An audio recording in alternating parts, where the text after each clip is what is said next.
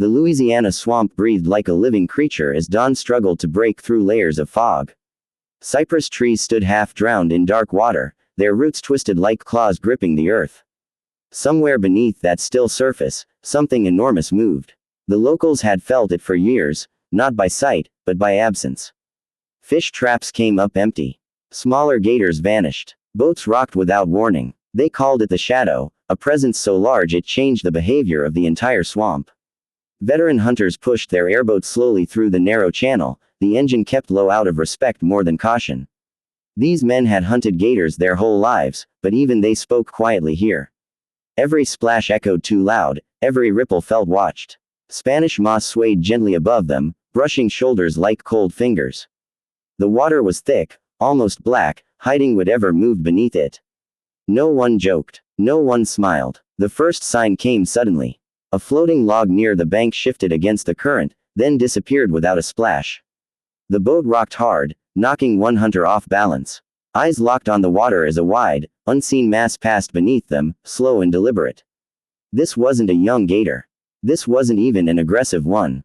This was something old, something that had learned patience.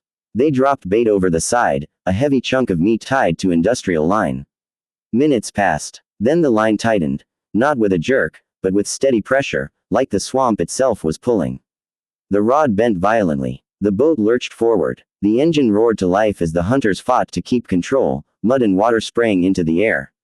For a brief second, the surface broke, and a massive head emerged, wide, scarred, eyes set far apart, glowing with a calm that felt terrifying. The gator sank back into the water just as quickly, dragging the line deep into submerged roots. The engine strained as the hunters followed, heartbeats pounding louder than the motor. Trees scraped the sides of the boat. Branches snapped. Every turn felt like a trap closing. The line suddenly went slack. Silence returned. No bubbles. No movement. The shadow had vanished. As the fog lifted and the sun climbed higher, the men sat still, staring at the dark water. They hadn't lost the fight, but they hadn't won it either. In the swamp, survival didn't belong to the strongest or the bravest. It belonged to what understood the land the longest. And somewhere beneath those cypress trees, the shadow waited, reminding everyone that this was only the beginning. The swamp bull announced himself before anyone ever saw him.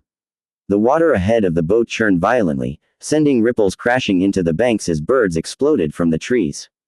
This gator didn't hide in silence like the shadow. It owned its territory openly, a massive force that ruled through aggression and size. Locals measured him by broken nets and smashed traps, whispering that he was over 14 feet long, thick as a fallen tree, and meaner than any gator they'd crossed before. The hunters eased closer, scanning the surface for movement. The swamp felt tighter here, the channels narrower, the trees leaning inward as if they were closing in.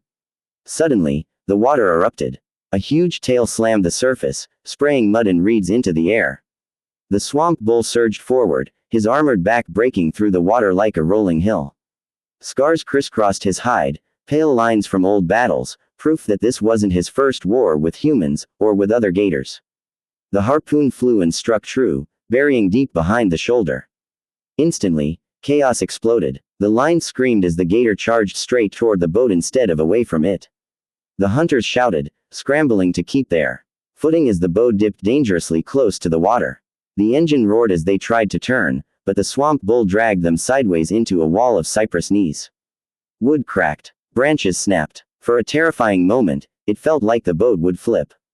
The gator dove deep, wrapping the line around submerged roots and sunken logs. The hunters fought to free it, hands burning, arms shaking from the strain. Every pull was answered with another violent surge beneath the water. Minutes stretched into hours, sweat mixing with swamp water as exhaustion set in. Just when it seemed the line would snap, the swamp bull surfaced again, jaws wide, thrashing with a fury that shook the entire channel. With one final coordinated effort, the hunters brought him close enough to secure him. The fight ended not with cheers, but with heavy breathing and stunned silence. Stretched along the boat, the swamp bull looked unreal, massive, ancient, and terrifying. As they headed back through the swamp, one truth became clear. If this monster was only number 4, then whatever waited deeper in the bayou would be far beyond anything they were ready for. The river was wider here, deeper, and far less forgiving. Unlike the tight swamp channels, This was open water where currents moved fast and mistakes were punished instantly. This was the domain of the River King, a gator so massive and intelligent that even seasoned hunters approached with caution. He had been seen only a handful of times over the years, usually at dawn or dusk, his back cutting the surface like a moving sandbar before vanishing without a trace. The hunters followed the slow bend of the river, watching the water more than the banks. This gator didn't rely on surprise attacks or brute charges. He used the current, letting it do the work for him. When the bait was dropped, nothing happened for a long time. The river flowed calmly, almost mockingly. Then the line shifted sideways, not down, pulled by something moving with the current rather than against it. The strike came deep. The line tightened hard, nearly ripping the rod from the hunter's hands. The River King dove immediately, disappearing into the dark beneath the boat. The engine was thrown into gear as the gator pulled them downstream, forcing the hunters to chase or risk losing everything. Water slammed against the hull as the boat bounced over hidden debris, the roar of the river drowning out shouted commands. The gator surfaced far ahead, revealing a massive head and a back longer than the boat itself. His movements were calculated, almost calm, as if he knew exactly how far the line could stretch. He rolled, twisting the rope around a submerged log, then dove again. The line went tight, then loosened, then tight again, each movement deliberate, draining strength from the hunters while conserving his own. At one point, the boat drifted dangerously close to the muddy bank, where the river dropped off sharply. A sudden surge pulled a hunter forward, nearly dragging him overboard. He caught himself just in time, heart racing, as the River King thrashed below the surface. Mud and bubbles erupted, the water boiling with raw power. After hours of relentless struggle, fatigue finally slowed the giant. When he surfaced again, his body bore the marks of the fight, but his eyes remained cold and focused. Securing him took every ounce of coordination and nerve the crew had left. As the River King lay alongside the boat, massive and silent, the hunters knew they hadn't just faced a powerful animal, they had faced a strategist, a ruler of the river that had survived by thinking as much as fighting. Night swallowed the swamp completely, turning the water into a mirror of pure black. There was no moon, no wind, only the low hum of the airboat. Cutting through darkness. This was Blackwater territory, a place hunters avoided unless they had no choice. The gator that lived here was not seen in daylight, and those who tried to hunt him after sunset often came back empty-handed, shaken, or not at all. They called him the Nightmare because no one ever saw the attack coming. Spotlights swept slowly across the surface, their beams swallowed by the water after only a few feet. The swamp felt endless and blind. Every sound was magnified, the drip of water from branches, the creak of the boat, the heavy breathing of the crew. When the bait was dropped, it vanished almost instantly, pulled straight down without a ripple. The line went tight and stayed that way, as if anchored to the bottom. Then the water exploded. A massive body surged upward, jaws snapping shut inches from the boat. Men stumbled back as the Nightmare slammed the hull, the impact echoing through the swamp. His eyes flashed briefly in the light, huge, furious, and unafraid. He disappeared again, pulling the line so hard the engine stalled. Panic rippled through the crew as the boat drifted in darkness. The gator circled beneath them, unseen but felt through vibrations in the water.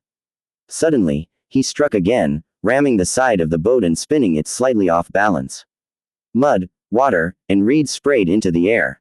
The hunters fought to restart the engine, hands shaking, voices raised over the chaos. Every second felt like a gamble with death. The fight dragged on through the night. Each time the Nightmare surfaced, he came closer, more aggressive, his massive jaws snapping in the blinding light. Sweat poured despite the cool air, exhaustion setting in as fear mixed with adrenaline. Finally, just before dawn, the gator slowed. His movements grew heavier, labored, as the first gray light crept over the trees. When they finally secured him, silence fell over the swamp. The Nightmare lay still, enormous beyond belief, his body thick with muscle and scarred from countless battles fought unseen. As the sun rose, the hunters looked at one another, knowing this was no ordinary victory. Somewhere deeper in the swamp, something even bigger still waited, and it would not be hunted in darkness. The swamp was unnaturally quiet as the hunters entered the deepest stretch of Bayou, a place marked on no map and spoken of only in half-remembered warnings. Even the birds avoided this water. The air felt heavy, pressing down on the boat as if the land itself was holding its breath. This was where the legend lived, the gator so large that people argued whether it truly existed or was just a story passed down to scare newcomers. Those who claimed to have seen it said the same thing: it didn't run, and it didn't panic. It watched. The first sign was not an attack, but a movement so massive it displaced the water around the boat. A wide, armored back rose slowly, stretching longer than anything they had ever witnessed. Scars layered over scars, some old and white, others fresh and dark. This creature had survived traps, bullets, and decades of conflict. When it turned, the boat rocked hard, nearly throwing a man off balance. The hunters understood immediately why it was called unkillable.